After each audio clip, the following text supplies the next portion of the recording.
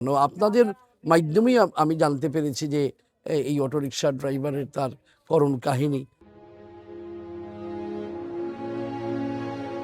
বাচ্চাটার একটা 100 টাকা হইলে একটা ফোরক কিনে চালাম আমি। ও তো স্যার আমার তো এই তৌফিকও নেই স্যার। এই রোজা মাসও স্যার আমি মনে করুক আমার বাচ্চা কাচ্চা আমি ঠিক মতন একটু ইচ্ছা করতে না, ডাল জুগাইতে পারলে মনে হোক চাউল জুগাইতে পারি না। যে লোকটিকে আমরা এখন দেখলাম সে কিন্তু সত্যিকার অর্থে প্রতিবন্ধী, এবং আমার মনে হয় এটা জন্মগত হতে পারে। মানুষ তার ফ্যামিলি,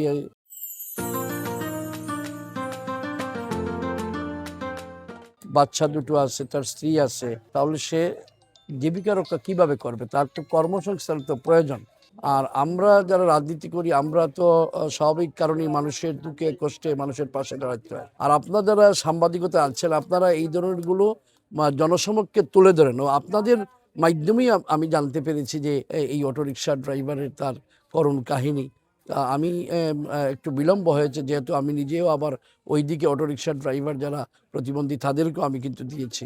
এই জন্য আজকে এখানে আসলাম, দেখলাম।